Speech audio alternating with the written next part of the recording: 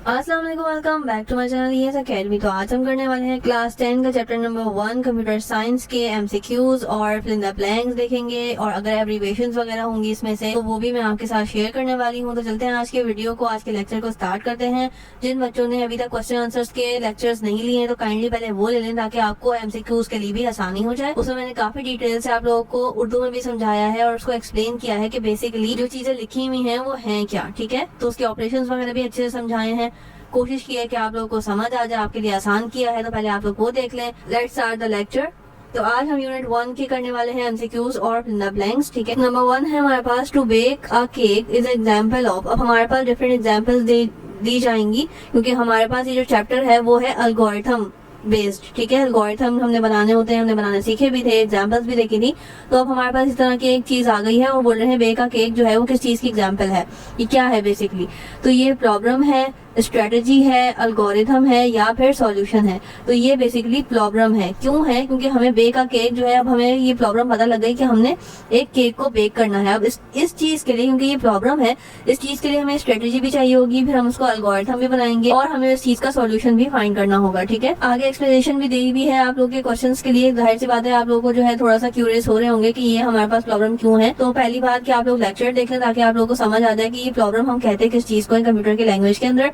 दूसरी बात ये कि bake a cake is a problem and recipe of baking cake is algorithm. तो हमने क्या किया, पहले प्रॉब्लम को फाइंड किया कि बेसिकली प्रॉब्लम क्या है, bake a cake is a problem, ठीक है। उसके बाद हमने सॉल्यूशन जो है ढूंढा उसका कि क्या पॉसिबिलिटीज हो सकती हैं, और फिर हमने जो है वो एल्गोरिथम की तरफ गए कि हम एल्गोरिथम बनाएंगे किस चीज का, रेसिपी जो भी होगी वो एल्गोरिथम होगी क्योंकि उसके अंदर स्टेप्स होंगे। हमने देखा था कि एल्गोरिथम के अंदर डिफरेंट स्टेप्स होते हैं, तो इसी तरह से रेसिपी की जो स्टेप्स होंगे वो हम एल्गोरिथम की फॉर्म में लिखेंगे, step 1 this and step 2 this, इस तरह से। तो इसलिए आप लोग कंफ्यूज नहीं हो जाइएगा, इसीलिए मैंने यहाँ पे एक्सप्लेनेशन भी दे दी कि बेक का केक एक प्रॉब्लम है और उसकी रेसिपी बनाना एक एल्गोरिथम है। इसका डिफरेंस आपको अच्छे से आना चाहिए। नेक्स्ट है हमारे पास, to find a feasible solution to a problem the first step is to. पहला स्टेप क्या होना चाहिए किसी भी चीज का प्रॉब्लम का सॉल्यूशन ढूंढने के लिए? Establish starting point, first find available solutions, create strategy या फिर identify and analyse the problem. ये सारी चीजें जो है बहुत ज्यादा बेसिक्स में मैंने स्टार्ट में ही आपको पढ़ाई थी कि प्रॉब्लम का सॉल्यूशन ढूंढने के लिए हमें क्या करना चाहिए। सबसे पहले हमें आइडेंटिफाई होना चाहिए, हमें प्रॉब्लम का सॉल्यूशन फाइंड करने से पहले हमें प्रॉब्लम के बारे में पता होना चाहिए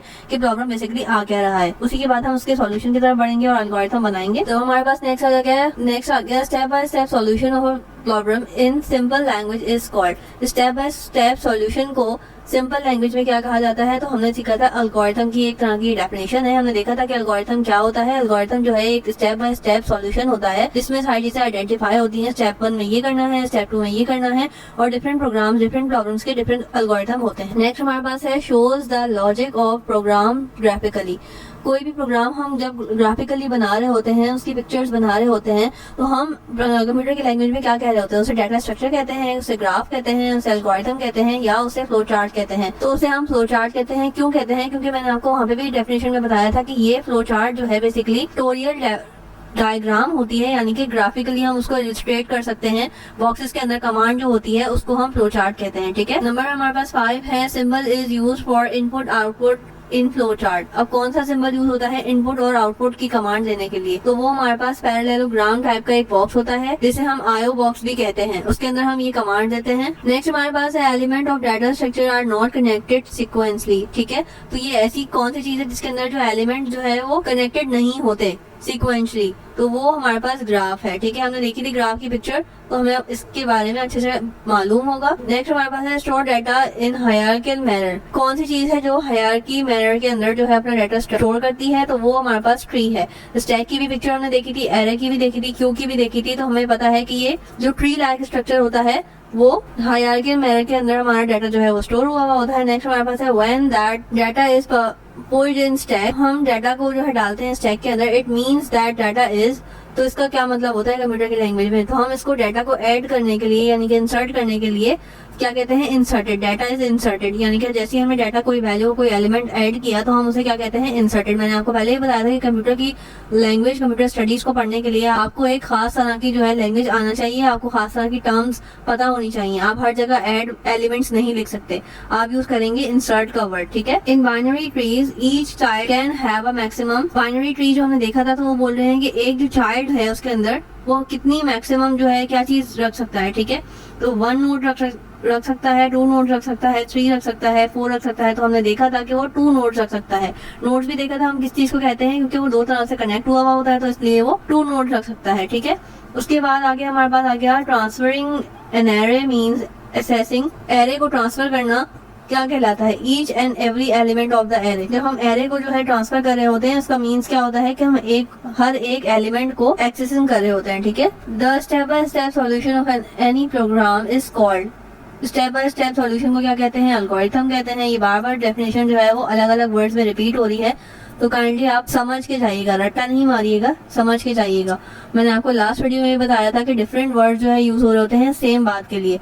जब तक आपको ये चीज समझ नहीं आएगी, तब तक आप ये चैप्टर याद नहीं कर सकते, ना ही इसे एग्जाम के लिए प्रिपेयर कर सकते हैं। Which of the following is not one of the step is programming project. कौन सा एक स्टेप है जो कि नहीं होता प्रोग्रामिंग के अंदर? नॉट इसमें लिखा हुआ है बच्चों को कंफ्यूज करने के लिए, तो आपने ये देखना है। बच्चे अक्सर ओवर कॉन्फिडेंट होकर इनमें से किसी पे टिक कर देते हैं। ठीक है, तो ये नॉट इसलिए दिया हुआ है कि कौन सा स्टेप नहीं होता। अगर यहाँ पे पूछा जाएगा कि कौन सा स्टेप होता है, तो आप उस पर टिक करेंगे, नहीं होता तो उसी के अकॉर्डिंग आप सिलेक्ट करेंगे। प्लानिंग द सोल्यूशन ये भी होता है, कोडिंग द प्रोग्राम ये भी होता है, टेस्टिंग द प्रोग्राम ये भी होता है, सिलेक्टिंग द हार्डवेयर ये हमारा प्रोग्रामिंग का पार्ट नहीं है। ठीक है, कोई भी प्रोग्राम बनाने के लिए, प्रोजेक्ट बनाने के लिए हमें हार्डवेयर की जो है वो सिलेक्ट नहीं करना पड़ता। बाकी ऊपर की चीजें जो है हमें करनी पड़ती है, कोडिंग वगैरह सारी चीजें, उसको टेस्ट करना पड़ता है, रन करना पड़ता है, और उसका आउटपुट वगैरह भी देखना होता है। नेक्स्ट हमारे पास है in preparing a programme one should first. जब कोई भी प्रोग्राम बंदा बना रहा होता है, तो उसे सबसे पहले क्या करना चाहिए? Plan the solution. जब उसने प्रोग्राम बनाया तो उसको सॉल्यूशन का भी पता होना चाहिए कि मुझे ये सॉल्यूशन करना है ताकि मुझे डिजायर आउटपुट्स मिल जाए। नेक्स्ट हमारे पास है problem solving step of a program is called. Problem solving step जो है वो क्या कहलाती है? एल्गोरिथम कहलाती है। अभी आपने देख लिया कि 3 दफा 4 दफा ये डेफिनेशन जो है वो तरह तरह से रिपीट हुई है डिफरेंट वर्डिंग के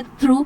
तो जब तक आपको ये नहीं पता हो कि स्टेप बाय स्टेप कोई भी प्रोसेस को क्या कहा जाता है, आप कंफ्यूज हो जाओगे। अब pictorial representation of a program is called. एक पिक्टोरियल डायग्राम रिप्रेजेंटेशन को क्या कहा जाता है? तो वो मैंने आपको ऑलरेडी बता दिया है कि कहीं कहीं पिक्टोरियल का वर्ड यूज किया गया है, कहीं कहीं ग्राफिकल का वर्ड यूज किया गया है। तो ये सारी चीजें क्या होती हैं? फ्लो चार्ट के लिए यूज होती हैं। Step by step instruction to solve a C++ program, इसको क्या कहते हैं? इसको अगेन एल्गोरिथम कहते हैं। कंफ्यूज करने के लिए अब हमारे पास यहाँ पे एक डिफरेंट तरह की लैंग्वेज का नाम दे दिया गया है, लेकिन हम क्या कहेंगे? एल्गोरिथम ही कहते हैं उसको। What does the symbol in flow chart represent? Symbols क्या कहलाते हैं जो फ्लो चार्ट में यूज होते हैं? डिसीजन। ठीक है, कि हमने क्या डिसीजन लेना है, कौन सी कमांड की तरफ जाना है। What does an arrow represent in the flow chart? मैंने आपको बताया था कि फ्लो चार्ट का जो एरो होता है वो क्या इंडिकेट कर रहा होता है? फ्लो ऑफ डाटा को इंडिकेट कर रहा होता है कि अब हमने इस बॉक्स से कहाँ जाना है, राइट जाना है, लेफ्ट जाना है, डाउन जाना है। तो इस तरह से ये एरो जो है वो इंडिकेट कर रहा होता है बेसिकली डायरेक्शन किस चीज की? फ्लो ऑफ डाटा की।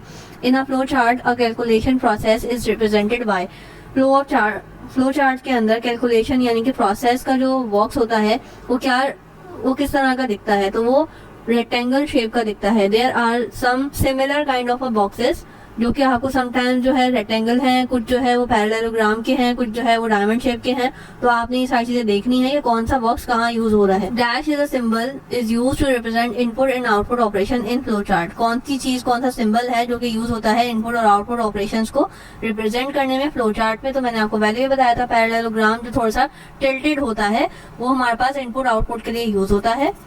When an algorithm is written in the form of programming language, it become program. ठीक है, कोई भी एल्गोरिथम अगर प्रोग्रामिंग लैंग्वेज में लिखा जाएगा तो उसे क्या कहेंगे? हम प्रोग्राम कहेंगे। Where in items are added from one end remove from the other end, इसको क्या कहते हैं हम? क्यू। इसके क्योंकि 2 एंड्स होते हैं, स्टैक के हमारे पास एक ही एंड होता है। Another name for ID array, एक और नेम जो कि ID एरे के लिए यूज होता है, इसे कहते हैं लीनियर एरे, जो कि सिंपल एक सिंगल लाइन के अंदर होता है। Data structure that follows the FIFO principle, कौन सा है? ये आपको डेफिनेशंस पढ़ के ही अंदाजा हो जाना चाहिए। ये होता है क्यू में फीफो मेथड यूज होता है और स्टैक में लीफो। ठीक है, the process of drawing a flow chart for algorithm is called, इसको क्या कहते हैं? फ्लो चार्टिंग कहते हैं। जो कि हम एल्गोरिथम देख के फ्लो चार्ट को बनाते हैं उसको क्या कहते हैं? फ्लो चार्टिंग कहते हैं। Which of the following is not an advantage of flow chart? कौन सी चीज है जो कि एडवांटेज नहीं है फ्लो चार्ट का? तो वो क्या है? इम्प्रॉपर डॉक्यूमेंटेशन, ये फ्लो चार्ट का एडवांटेज नहीं है। फ्लो चार्ट से हमें क्या क्या बेनिफिट्स होते हैं? बेटर कम्युनिकेशन हो जाती है, एफिशिएंट कोडिंग होती है यानी कि टाइम कम लगता है, उसके अलावा सिस्टमैटिक टेस्टिंग भी हो जाती है। लेकिन इम्प्रॉपर डॉक्यूमेंटेशन जो है ये फ्लो चार्ट का पार्ट नहीं है। Following is a process of inserting N element in stack. कौन सा प्रोसेस, यानी कि वो क्या प्रोसेस का नाम है जो कि कहलाता है इंसर्टिंग एलिमेंट। कोई भी चीज को हम ऐड करने के लिए तो हमने पढ़ा था स्टैक, दो ऑपरेशन होते हैं और ऐड करने वाले को यानी कि इंसर्ट करने वाले को क्या कहते हैं, push. Linear data arrange data in dash method. Linear data जो है वो कौन से मेथड के अकॉर्डिंग डाटा को स्टोर करता है, तो वो आ गया हमारे पास लीनियर। ठीक है, लीनियर डाटा ऑलरेडी बता भी रहे हैं, तो लीनियर डाटा लीनियर फॉर्म में ही अपने डाटा को स्टोर करता है। और data structure arrange data in dash method. और डाटा एक ये हमारे पास आ गया स्टैक आ गया। ठीक है, तो ये हमारे पास which of the following is the process of deleting an element in the stack.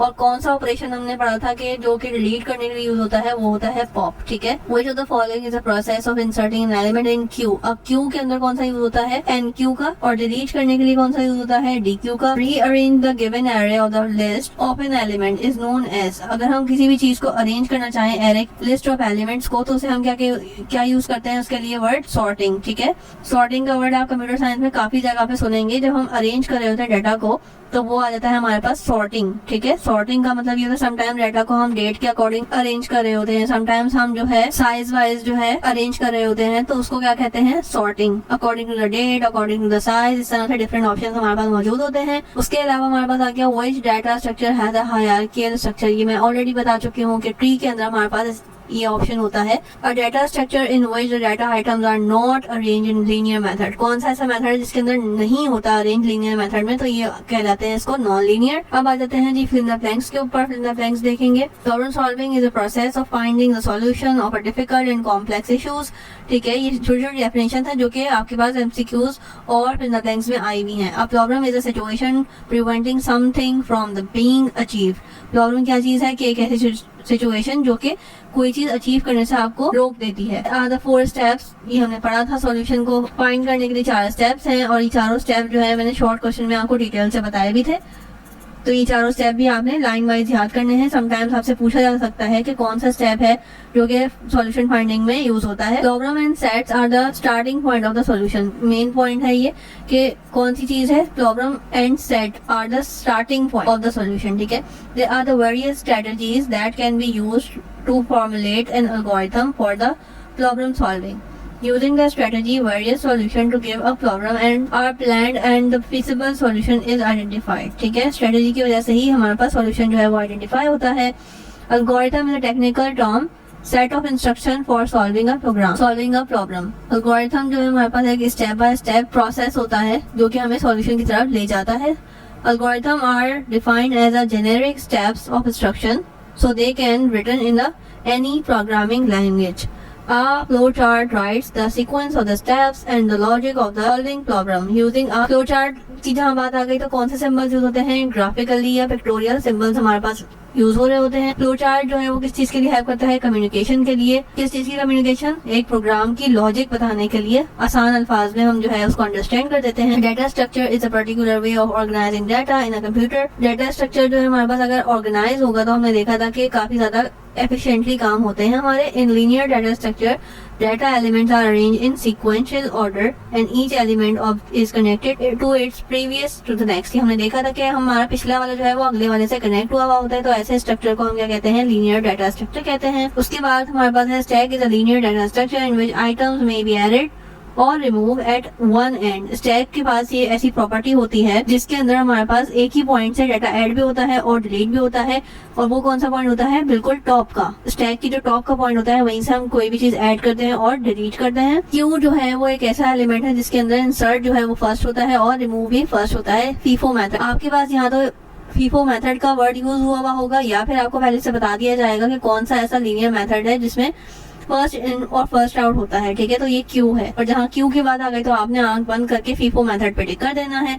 Array is a linear data structure and array जो है वो लीनियर डाटा स्ट्रक्चर है और उसकी जो है लिमिट होती है, फाइनाइट डाटा एलिमेंट्स आप उसके अंदर डाल सकते हैं। Each element of array is referenced by the set of index. हमने देखा था कि एरे के अंदर जो है वो इंडेक्स भी होता है और उसके नंबर्स कैसे होते हैं, कंसेक्टिव नंबर्स होते हैं। ठीक है, एक के बाद the element of the non linear data structure are not connected in sequence. ठीक है, और नॉन लीनियर के हमने क्या देखा था डिफरेंस, के नॉन लीनियर में जो है हमारे पास सीक्वेंस में कनेक्ट नहीं हुए हुए होते। Each element of non linear data structure can have a multiple paths to connect the other. ठीक है, नॉन लीनियर के अंदर हम जगह जगह से जो है वो डिफरेंट पाथ्स होते हैं उसको कनेक्ट करने के लिए। Tree is a non linear structure. ठीक है, ट्री जो है वो नॉन लीनियर डाटा स्ट्रक्चर है और उसमें कैसी चीजें दिख रही होती है, हायरार्कियल रिलेशन जो है वो हमारे पास बन रहा होता है एलिमेंट्स का।